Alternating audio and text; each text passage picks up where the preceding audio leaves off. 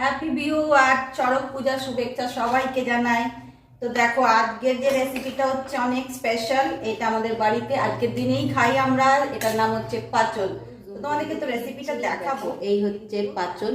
তো চলো এবার রেসিপিটা তোমাদেরকে দেখিয়ে দিই। তো এখানে অনেক রকমের তরকারি আছে। আর এদিকে দেখো সর্ষের তেল গরম হয়ে গেছে। আমি একটু মুগ ডালকে ফ্রাই করে নেব। তো খুব বেশি ফ্রাই করবো না, হালকা ফ্রাই করতে হবে। তার সাথে দিয়ে দেবো তেজপাতা আর শুকনো লঙ্কা, আর দিলাম কটা গরম মশলা গোটা। মুগ ডাল ফ্রাই হয়ে গেছে, এবার দিয়ে দেবো সবজিগুলো। তো এখানে কাঁঠাল, সোয়াম, একটু উচ্ছে, শসা, পটল, বিভিন্ন রকমের সবজি আছে। যে যতটা আমরা দিতে পারি, তো আমি তো খুব বেশি দিতে পারলাম না, কারণ এখানে 3-4 জনই আমরা খাবো, তো অত বেশি তরকারি করে লাভ নেই। তো এবার এটাকে একটু ফ্রাই করে নেব।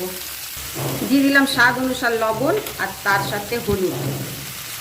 তো আজকের দিন আমাদের বাড়িতে তো পাচন খাই, সব তরকারি নিরামিষ থাকে, টক ডাল, তারপরে আলু পোস্ত এসবই হবে। তো তোমরা কারা কারা এরকম ধরনের রান্না করো, এই অথেন্টিক রান্নাটা তোমরা আমাকে জানাবে। বছরে একবার এই রান্নাটা খেতে খুবই ভালো লাগে। এবার তরকারিটাকে একটুখানি হতে দেবো, মানে কষিয়ে নেবো, ততক্ষণ এটাকে ঢেকে রাখছি। এবার ঢাকনা খুলে দেখি। দেখো তরকারিগুলো, সবজিগুলো পুরো মজে এসছে। এবার দিয়ে দেবো এখানে আমি এই ছোলা, তার সাথে দিয়ে দিচ্ছি জিরে। এখানে ধনে দেবো না, জিরে দিয়ে দিলাম, আর একটু চিনি দিয়ে ভালো করে এটাকে এবার নাড়িয়ে চাড়িয়ে আবার কষাবো।